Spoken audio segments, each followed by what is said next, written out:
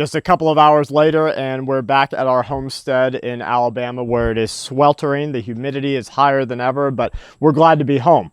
You know, there's a lot of things when you are preparing a bug out location that you need to start thinking about when you're not going to be there.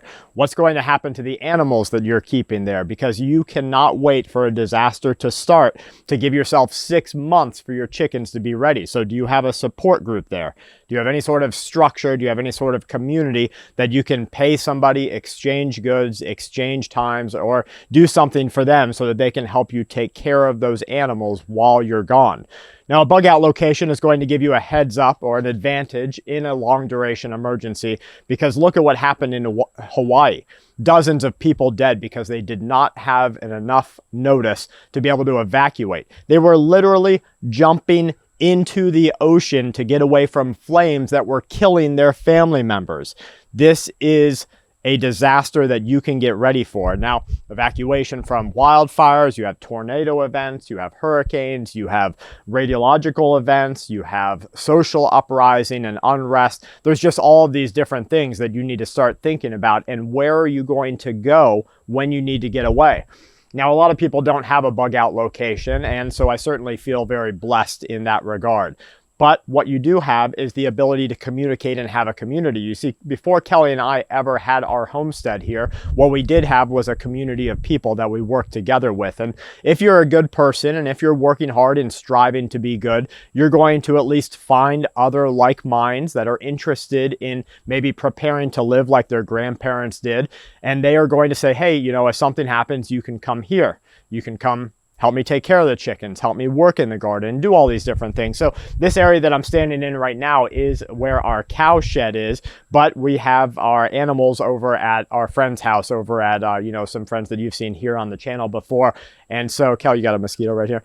And so what we have here is a little bit of cleanup that we need to do. We need to shovel some of the old chicken manure out. We need to tighten up the baby cages here, which we had baby chickens in here.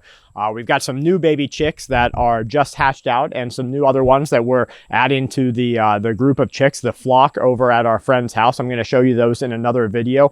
But this area needs a little bit of work, and so we've exchanged some time and exchanged some money with one of our community members so that he could get over here. He needed a little work, we needed some work done, and he's able to clean this up to where you see it today, because it was just an overgrown mess.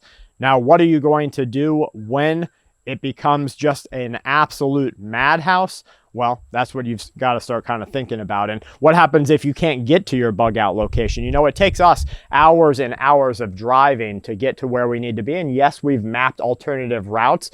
Yes, we've considered alternative modes of communication, and even down to the fact that if you have to walk there, you're only going to get there 3 miles an hour. You're only going to be able to do that a certain number of days. And so you better have your physical health in order right now, and you better be out there walking 5 miles a day if that's a plan that you're going to need to fall back on.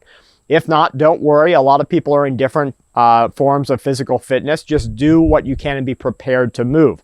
Now, what do we do if we can't get here on, using a vehicle? Well, if gas stations are down, we have alternative modes of getting gasoline. If you can't even use a vehicle on the road, we have alternative routes, not using the main highways, to be able to get here. Luckily, there's different U.S. highways that run through different areas that we can kind of manipulate and use as alternative routes. But what happens if you just can't drive at all? Well, then you're going to run yourself into a big problem, and that's only being able to carry what you have on you to get to your location.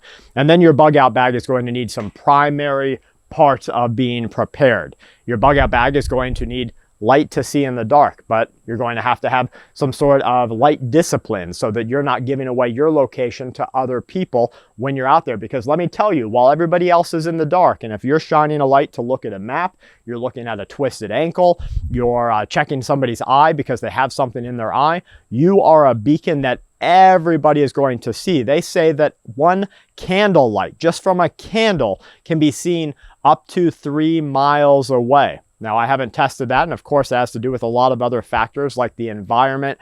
You know, do you have fog? Is there any sort of diffusion of the light? But light discipline is a primary part of your standard operating procedure. Now, you're going to see people that know exactly what to do, and they're going to put their poncho on. They're going to put something over their head. They're going to use their light under cover. And then you've got to think about thermal. Well, people can see you even if they can't see you with their own naked eye. And so how are you going to disguise yourself from thermal imaging? Because if you're like me, thermal imaging is a part of your preparedness plan, because I want to be able to see the body walking through the woods and not just wait and see if I can hear it, or hope that they mess up and have a flashlight on, or wonder if they're running through the dark, or wonder if they're just using regular night vision. I want to see those bodies heat up. And so anytime that you're getting prepared, you need to think about, what would my enemy do? Or how would I evade that? And that's how you start thinking like the enemy, or start thinking like, a police officer, start thinking like a service member. And you've got to put yourself into these shoes and wear these hats for a little bit and say, okay, if somebody else has a thermal imager, how am I going to evade that? Well, you can line your poncho with a reflective, those cheap emergency blankets. You can buy the emergency blanket ponchos or bivy bags, and those are going to provide you a pretty meager but decent amount of reflective concealing. Then if you're going to use that, you're going to want to adopt a different form of transportation through the woods. You're going to start to want to move like the animals. An animal isn't just out there walking and trudging like a human is going to be. We're going to be out there just making noise, busting sticks, tripping over things, stepping on logs that break under our feet, pushing away the leaves or the branches that we're walking through. And we're going to be doing these things in a way that our ears, even though we've been so sissified for the last 100 years, our ears pick them out, and we're going to be like, oh, hold on, it's still moving. Why is that still walking? An animal, they walk a little bit, they stop, because they're afraid that they're going to get eaten. They're afraid that they're going to get attacked any day of the week at any hour of the day. And so they're going to move a little bit when they think it's safe, and then they're going to stop. They're going to listen. They're going to pay attention to their surroundings. They're going to see if they can see anything. Then they're going to move a little bit more. Then they're going to stop. They're going to listen. They're going to pay attention to the surroundings. They're going to see if they can see or hear or smell anything. Now, a lot of people are going to have in their evacuation kit maybe hairspray for the wife, deodorant for the boys, whatever it might be. And those things are also going to give you away, because smell-o-vision at night is an absolute vital part of recognizing your surroundings. You'll be able to pick out in a world of just raw, because think about the houses that we live in our modern society, where they're just poisoning us with these little nanoparticulate chemicals that you walk into the house and you're like, oh, that's linen fresh, that smells great. But instead you're breathing in these toxins that we just recognize as being a certain smell. Well, out when you're living raw, or when you're evacuating, everybody's sweating, everybody's nasty.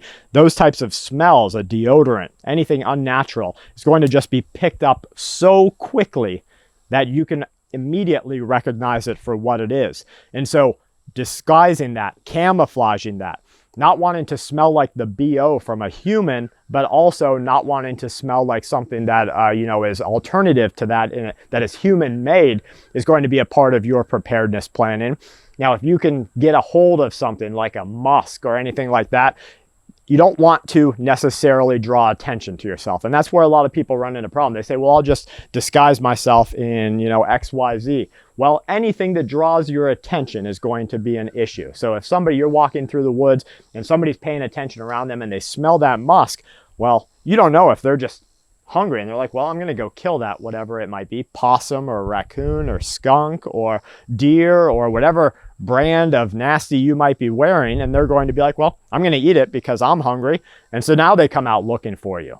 So you want to be as gray man in the raw, in the woods as you can be. Same thing goes for your smoke discipline, building a Dakota fire pit so that you are not out there creating just massive amounts of smoke. Because let me tell you, if you're cooking food and your fire is smoking, because your fire is going to smoke unless it's a Dakota pit, unless you're just running coals only, unless you have a lot of diffusion through the trees, your fire is going to smoke.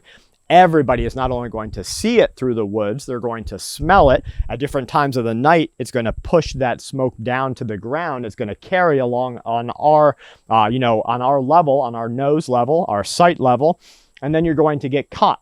And that's what you don't want, because fighting for your life when there's no one that can come to your aid is one of the worst positions you can be in. You don't want to be bleeding out while you call 911 and you realize that, oh, I haven't had service for the last 3 days because, Russia or China knocked out the satellites. We just saw a new news report in which the US allowed white hat hackers to go ahead and hack into our satellite services. Well, let me tell you, they're doing this because they're scared, because China and Russia have been doing this. And so they're like, well, let's beef up our own security and let's see what we can do and what we need to, what kind of band-aids we need to put on this dam hole so that we can stop the dam from breaking.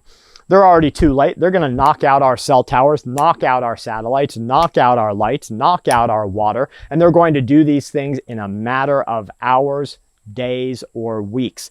And so we are going to be in a position of vulnerability, and you are going to realize that if you have to get into a fight, if you can't evade it, if you can't get away, you can't escape, you have to fight for your life, then if somebody gets stabby, if somebody gets shooty, if somebody gets, given those nice breathing holes that they didn't expect from outside to inside, then you call 911, no one's going to answer. What do? Do you have any sort of gunshot or stab wound repair kits or trauma kits inside of your bag?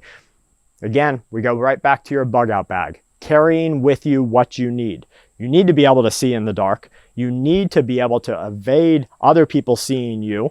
You need to be able to drink. You need to be able to walk. What about the moles, blister skin for your feet because you're not used to walking 3-5 miles in maybe the shoes that you're not walking in every day? There's just so much that goes into this. And these are the things that it really gives Kelly and I the opportunity to talk about as we move back and forth to our homestead. This is going to be a little bit more primary soon. We're trying to get everything kind of back in order where we don't have the responsibilities that we have right now down south. But until then, it gives us a great opportunity. And that's what's important. Taking advantage of opportunity. Right now we have that. We can say, okay, we're traveling. What do we need to talk about? We can check on our cache locations to and from our Florida place all the way to here. We stopped last night. It turns your, hey Dave, our neighbor's here just checking on us. We're gonna go talk to him in a minute. I'll be out in just, give me about 5-10 minutes. So it gives us a chance to really check on those caches, check on those things. Yeah, it's gonna add a half hour to your work. Yeah, it's gonna add some time to you, but you'll be able to move through those things that you otherwise would not. Guys, I hope that you and your family are just doing what we're doing and trying to get ready to the best of your ability. Keep watch because this world's getting crazy.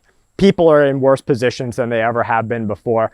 A lot of people are depressed. Kelly and I have friends that we're just like, why are you acting like that? What's wrong with you? But we understand also with empathy in our hearts and sympathy for their situations that they just don't have the concrete stability of being prepared. Whether that's relationship-wise, their normal mental health, familiar, so with their family and friends, they just don't have that concrete of being prepared. So if you're even doing a little bit to get ready, walking for your mental health, talking with friends and family, maybe a pastor, maybe a friend, doing some training, whatever you're doing, that little bit is what's going to get you ready, and you will get through what's coming. Thank you guys for being here with us today and every day. From my family to yours, please stay safe, remain vigilant, and keep watch.